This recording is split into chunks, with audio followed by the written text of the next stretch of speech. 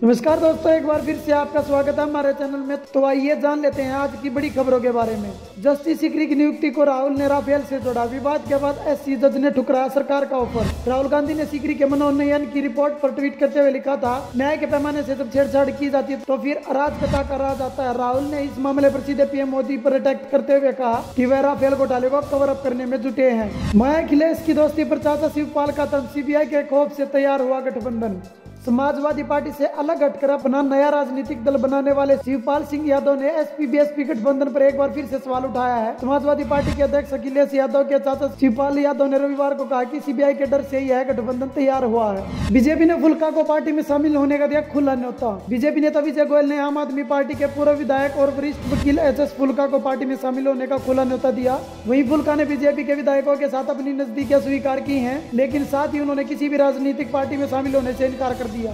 Reserve bank की सरकार को चेतावनी, एनपीए की अगली वजह बन सकता है मुद्रा लोन। भारतीय रिजर्व बैंक ने मुद्रा लोन में लगातार बढ़ रहे नॉन परफॉर्मिंग एसेट को लेकर सरकार को चेतावनी दी है। देश में छोटे कारोबारियों की मदद के लिए लॉन्च की गई प्रधानमंत्री मुद्रा योजना सरकार की फ्लैगशिप स्कीम है। वित्त मंत्रालय के सूत्रों के मुताबिक आरबीआई ने मंत्रालय को चेतावनी दी है कि मुद्रा लोन एनपीए का अगला बड़ा कारण बन सकता है, जिसने बैंकिंग सिस्टम को पूरी तरह से हिला दिया है। मीटू, राजकुमार हिरानी पर महिला ने लगाया यौन उत्पीड़न का आरोप, हिरानी का इनकार। फिल्म निर्माता राजकुमार हिरानी पर एक महिला ने यौन उत्पीड़न का आरोप लगाया है। महिला संजू फिल्म के दौरान हिरानी के साथ काम कर रही थी। हिरानी ने इस आरोप से इनकार किया है। उनके वकील आनंद देसाई ने आरोप को गलत, नुकसान पहुंचाने वाला, अपमानजनक, प्रेरित और मानहानिकारक बताया है। उत्तर प्रदेश में कांग्रेस ने सभी 80 सीटों पर अकेले लड़ने का किया ऐलान। उत्तर प्रदेश में सपा बसपा के गठबंधन में जगह नहीं मिलने के बाद कांग्रेस ने रविवार को राज्य के सभी 80 लोकसभा सीटों पर अपने बलबूते चुनाव लड़ने का ऐलान कर दिया। मगर उसने गठबंधन के दरवाजे अब भी खुले रखते हुए कहा है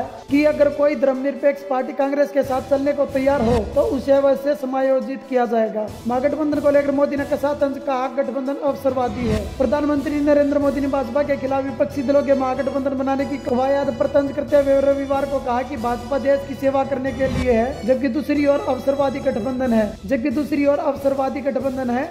वंशवादी पार्टियां हैं, वे अपना साम्राज्य खड़ा करना चाहते हैं, लेकिन हम जनता को सशक्त करना चाहते हैं। भाजपा के खिलाफ गठबंधन अल्पकालिक है और संबंधित दलीय गठबंधन अपने फायदों के लिए कर रहे हैं। क्रिकेट मैच में हादसा, गस खाकर गिरने के बाद पूर्व रणजी खिलाड़ी की मौत। गोवा के पूर्व रणजी खिलाड़ी राजेश गोडके की रविवार को दोपहर को मडगांव शहर में एक स्थानीय सत्र के मैच के दौरान गस खाकर गिरने के बाद मौत हो गई। मडगांव क्रिकेट क्लब ने इस टूर्नामेंट का आयोजन किया था, जिसके एक वरिष्ठ सदस्य ने कहा, जब वह गस खाकर गिरे तब वह नॉन स्ट्राइकर छोर पर थे। उन्हें तुरंत अस्पताल में भर्ती किया गया। अलबदर के आतंकी के जनाजे में संघर्ष, दर्जनों घायल। जम्मू कश्मीर के शोपियां जिले में रविवार को प्रदर्शनकारियों के साथ झड़प के बाद कथित तौर पर सुरक्षा बलों की कार्रवाई में करीब 1 दर्जन लोग घायल हो गए, पुलिस ने यह जानकारी दी।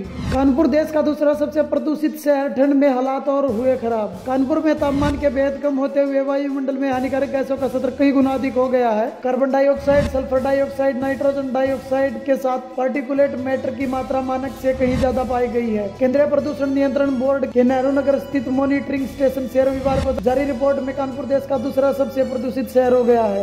पेट्रोल पंपों पर ईंधन वितरण में पारदर्शिता बरतने की जरूरत पर सुप्रीम कोर्ट में याचिका। कई पेट्रोल पंपों पर धोखाधड़ी किए जाने का आरोप लगाते हुए इसमें पारदर्शिता बरतने की मांग संबंधी एक याचिका सुप्रीम कोर्ट में दाखिल की गई है। अधिवक्ता अमित साहनी द्वारा दाखिल याचिका में कहा गया है कि कई पेट्रोल पंप प्रणालीगत और संगठित रूप से ग्राहकों के साथ धोखाधड़ी कर रहे हैं। सरकार के इस कदम के बाद देश में होगी 120 करोड़ लीटर डीजल पेट्रोल की बचत। देश के सरकारी विभागों में मौजूदा पेट्रोल व डीजल से चलने वाली कारों के बदले बिजली से चलने वाली कारों को बदलने का काम वर्ष 2019 से 2020 में काफी रफ्तार पकड़ने जा रहा है।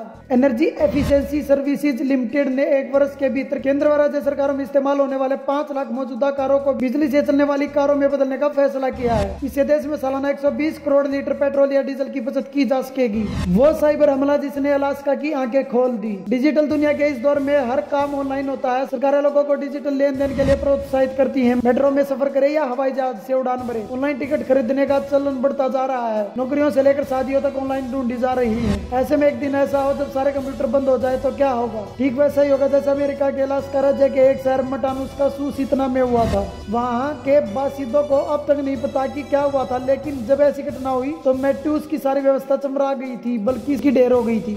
कपिल शर्मा शो, लड़की से चक्कर के बारे में पता चला तो शत्रुघ्न ने खाई पत्नी से डांट। कपिल शर्मा शो में रणवीर सिंह, सलमान खान, सलीम खान, विक्की कौशल और यामी गौतम के बाद मशहूर अभिनेता शत्रुघ्न सिन्हा ने अपने परिवार के साथ शिरकत की। उन्होंने अपनी पर्सनल लाइफ और फिल्म करियर से जुड़े किस्से शेयर किए। ब्लॉग हटाने पर भड़के अमिताभ बच्चन, वेबसाइट छोड़ने की दी धमकी। माना है कि अमिताभ बच्चन सोशल मीडिया पर काफी एक्टिव है। वे अक्सर ट्विटर और इंस्टाग्राम पर पोस्ट करते रहते हैं। इसके अलावा उनका टम्बलर पर भी ब्लॉग मौजूद है। हालांकि अमिताभ ने अपने ट्विटर अकाउंट से अपने फॉलोअर्स को बताया है कि उनके नए ब्लॉग पर टम्बलर ने आपत्ति जताई है। उन्होंने इसके बाद अपना ब्लॉग का पूरा टेक्स्ट शेयर किया और फैंस से पूछा कि क्या उन्हें इस ब्लॉग में कुछ आपत्तिजनक नजर आ रहा है।